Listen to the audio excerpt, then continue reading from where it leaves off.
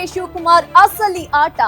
ಅಧಿವೇಶನದ ಬಳಿಕ ಅಧಿಕಾರ ಹಿಡಿಯಲೇಬೇಕು ಅಂತ ಸಾಕಷ್ಟು ಪ್ಲಾನ್ಗಳನ್ನ ಮಾಡಿಕೊಳ್ತಾ ಇದ್ದಾರೆ. ಬ್ರೇಕ್ಫಾಸ್ಟ್ ಬಳಿಕ ಈಗ ಡಿಕೆ ಮೀಟ್ ಪಾಲಿಟಿಕ್ಸ್ ಜೋರಾಗಿರುವಂತದ್ದು.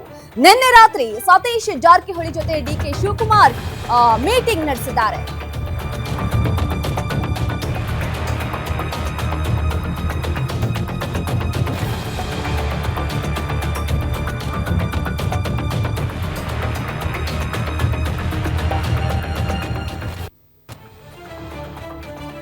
ಕಾಂಗ್ರೆಸ್ನಲ್ಲಿ ಶುರುವಾಯಿತು ಡಿಕೆ ಶಿವಕುಮಾರ್ ಅಸಲಿ ಆಟ. ಅಧಿವೇಶನದ ನಂತರದಲ್ಲಿ ಅಧಿಕಾರ ಹಿಡಿಯಲೇಬೇಕು ಅಂತ ಈಗ ಡಿಕೆ ಶಿವಕುಮಾರ್ ಸಾಕಷ್ಟು ಪ್ಲಾನ್ ಮಾಡ್ಕೊಂಡಿದ್ದಾರೆ.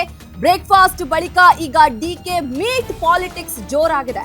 ನಿನ್ನೆ ರಾತ್ರಿ ಸತೀಶ್ ಜಾರಕಿಹೊಳಿ ಜೊತೆ ಡಿಕೆ ಮೀಟಿಂಗ್ ಮಾಡಿದ್ದಾರೆ. ಇಂದು ಬೆಳಗ್ಗೆ ಪ್ರಿಯಾಂಕ್ ಖರ್ಗೆ ಜೊತೆ ಸೀಕ್ರೆಟ್ ಆಗಿ ಮಾತನಾಡಿದ್ದಾರೆ. ಮಧ್ಯಾಹ್ನ ಸಚಿವ ಎಂಬಿ ಪಾಟೀಲ್ ಜೊತೆ ಗುಪ್ತ ಮಾತುಕತೆಯನ್ನ ನಡೆಸಿದ್ರು. ಸುಮಾರು 1 ಗಂಟೆಗಳ ಕಾಲ ಡಿಕೆ ಹಾಗೆ ಎಂಬಿ ಪಾಟೀಲ್ ಚರ್ಚೆ ಮಾಡಿದ್ದಾರೆ. ಹೈಕಮಾಂಡ್ ಕೇಳಿದ್ರೆ ನನ್ನ ಪರವಾಗಿ ಮಾತನಾಡಿ, ಎಲ್ರೂ ಚೆನ್ನಾಗಿ ಕೆಲಸ ಮಾಡ್ಕೊಂಡು ಹೋಗೋಣ. ನಾನು ಸಿಎಂ ಆದ್ರೆ ಲಿಂಗಾಯತ ಖೋಟದಲ್ಲಿ ನೀವು ಡಿಸಿಎಂ ಆಗಿ. ಪವರ್ ಶೇರಿಂಗ್ ಬಗ್ಗೆ ಎಂಬಿ ಪಾಟೀಲ್ ಜೊತೆ ಡಿಕೆ ಶಿವಕುಮಾರ್ ಮಾತನಾಡಿದ್ದಾರೆ. ರಾಜ್ಯ ರಾಜಕಾರಣ ದಿನಕ್ಕೊಂದು ಟ್ವಿಸ್ಟ್ ಹಾಗೆ ದಿನಕ್ಕೊಂದು ತಿರುವು ಪಡೆದುಕೊಳ್ತಾ ಇದೆ ಅಂತಾನೆ ಹೇಳಬಹುದು. ಬ್ರೇಕ್ಫಾಸ್ಟ್ ಆಯ್ತು. ಈಗ ಬ್ರೇಕ್ಫಾಸ್ಟ್ ಮೀಟಿಂಗ್ ಬಳಿಕ ಡಿಕೆ ಶಿವಕುಮಾರ್ ಅವರ ಮೀಟ್ ಪಾಲಿಟಿಕ್ಸ್ ಜೋರಾಗಿರುವಂತದ್ದು. ಸಿದ್ದರಾಮಯ್ಯ ಅವರ ಪವರ್ ಸೆಂಟರ್ ನಂತಿರುವ ಸತೀಶ್ ಜಾರಕಿಹೊಳಿ ಅವರನ್ನ ಡಿಕೆ 2ನೇ ಬಾರಿ ಭೇಟಿಯಾಗಿರುವುದು ಸಾಕಷ್ಟು ಕುತೂಹಲಕ್ಕೆ ಕಾರಣವಾಗಿದೆ. ನಿನ್ನೆ ಖಾಸಗಿ ಮದುವೆಯಲ್ಲಿ ಇಬ್ರು ಕೂಡ ಭಾಗಿಯಾಗಿದ್ರು. ಆ ನಂತರದಲ್ಲಿ ಪ್ರತ್ಯೇಕವಾಗಿ ಇಬ್ರು ಕೂಡ ಮಾತನಾಡಿದ್ದಾರೆ. ಡಿಕೆ ಶಿವಕುಮಾರ್ ಅವರ ಬದ್ಧ ವೈರಿ ಸತೀಶ್ ಜಾರಕಿಹೊಳಿ. ಸೊ ಈಗ ಅವರನ್ನ ಅವರು 2ನೇ ಬಾರಿ ಮೀಟ್ ಮಾಡಿರೋದು ಸಾಕಷ್ಟು ಕುತೂಹಲಕ್ಕೆ ಕಾರಣವಾಗಿದೆ. ಇವತ್ತು ಬೆಳಗ್ಗೆ ಪ್ರಿಯಾಂಕ್ ಖರ್ಗೆ, ಮಧ್ಯಾಹ್ನ ಸಚಿವ ಎಂಬಿ ಪಾಟೀಲ್. ಒಟ್ಟಾರೆಯಾಗಿ ಡಿಕೆ ಅವರ ನಡೆ ಬಹಳ ಸಂಚಲನ ಮೂಡಿಸ್ತಾ ಇದೆ ಅಂತ ಹೇಳಬಹುದು.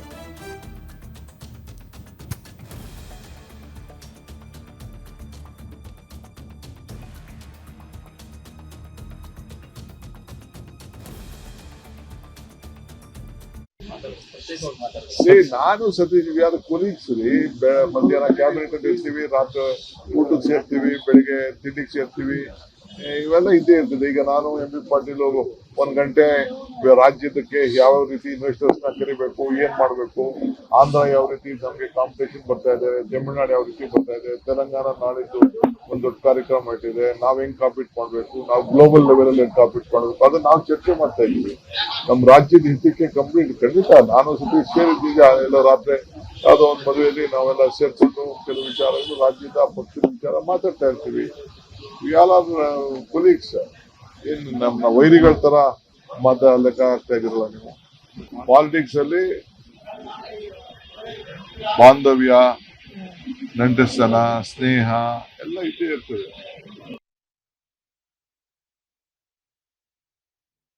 ಈ ಬಗ್ಗೆ ಮತ್ತಷ್ಟು ಅಪ್ಡೇಟ್ಸ್ ನೀಡ್ತಾರೆ ನಮ್ಮ ಪೊಲಿಟಿಕಲ್ ಬ್ಯೂರೋ ರಿಪೋರ್ಟರ್ ದುರ್ಗೇಶ್. ಅಧಿಕಾರ ಹಂಚಿಕೆಯ ನಡುವೆ ಡಿಕೆ ಸತೀಶ್ ಜಾರಕಿಹೊಳಿ ಜೊತೆ ಪದೇ ಮಾತು ಸಾಕಷ್ಟು ಕುತೂಹಲಕ್ಕೆ ಕಾರಣವಾಗಿರುವಂತದ್ದು. ಈ ಮೀಟ್ ಪಾಲಿಟಿಕ್ಸ್ ಬಗ್ಗೆ ಹೇಳೋದಾದ್ರೆ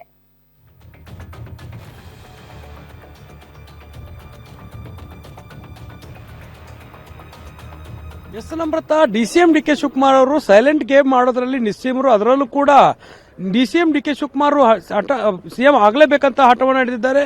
ಜೊತೆಗೆ ಸಿಎಂ ಸಿದ್ದರಾಮಯ್ಯ ಅವರು ಕೆಸಿ ವೇಣುಗೋಪಾಲ್ ಅವರ ಭೇಟಿಯಾದ ಬಳಿಕ ಸಾಕಷ್ಟು ತಂತ್ರಗಳನ್ನು ಹೂಡುತ್ತಿರುವಂತದ್ದು. ಯಾಕಂದ್ರೆ ಒಂದ್ ಕಡೆ ಕೆಸಿ ವೇಣುಗೋಪಾಲ್ ಅವರನ್ನು ಭೇಟಿ ಮಾಡಿ ಅಹಿಂದ ನಾಯಕರಲ್ಲೂ ಕೂಡ ಅಲರ್ಟ್ ಆಗಿದ್ರು. ಹೀಗಾಗಿ DCM DK Shivakumar full active ಆಗಿದ್ದಾರೆ.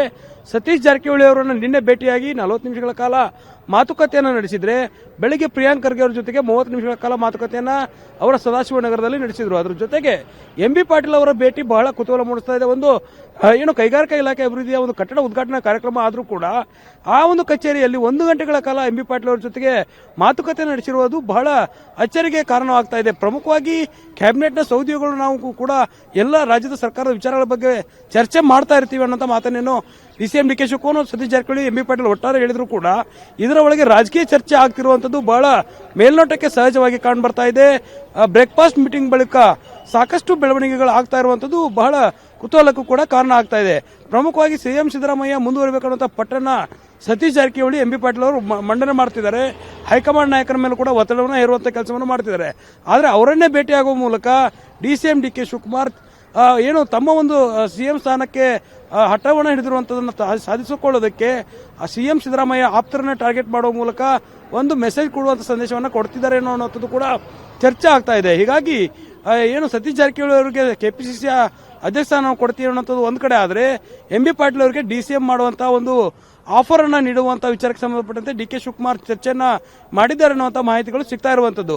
ಹೀಗಾಗಿ ಬಹಳ ಕುತೂಹಲ ಮೂಡಿಸ್ತಾ ಇದೆ. ಬೆಳಗಾವಿ ಅಧಿವೇಶನದ ಬಳಿಕ DCM DK ಶಿವಕುಮಾರ್ CM ಆದರೆ KPCC ಅಧ್ಯಕ್ಷರಾಗಿ ಸತೀಶ್ ಜಾರಕಿಹೊಳಿ ಇರ್ತಾರೆ. DCM ಆಗಿ ಎಂ ಬಿ ಪಾಟೀಲ್ ಅವರು ಆಯ್ಕೆ ಆಗ್ತಾರೆ ಅನ್ನೋದು ಕೂಡ ಕುತೂಹಲ ಮೂಡಿಸ್ತಾ ಇದೆ. ಹೀಗಾಗಿ DCM DK ಶಿವಕುಮಾರ್ CM ಆಗೋದಕ್ಕೆ ಎಲ್ಲ ತಂತ್ರಗಳನ್ನ ತಯಾರಿಯನ್ನ ಮಾಡ್ತಿರುವಂತದ್ದು. ಎಂ ಬಿ ಪಾಟೀಲ್ ಮತ್ತು ಸತೀಶ್ ಜಾರಕಿಹೊಳಿ ಪ್ರಿಯಾಂಕ್ ಖರ್ಗೆ ಅವರ ಇವತ್ತಿನ ಭೇಟಿ ಬಹಳ ಕುತೂಹಲ ಮೂಡಿಸ್ತಾ ಇದೆ. ಯಾವ ರೀತಿ ಯಾವ ಕ್ಷಣದಲ್ಲಿ ಯಾವ ರೀತಿ ಬದಲಾವಣೆಗಳಾಗುತ್ತೆ ಅನ್ನೋದನ್ನ ಕಾದು ನೋಡ್ಬೇಕಾಗತ್ತೆ. ನಮ್ರತಾ, ಥ್ಯಾಂಕ್ ಯು ದುರ್ಗೇಶ್ ತಮ್ಮೆಲ್ಲ ಮಾಹಿತಿಗೆ.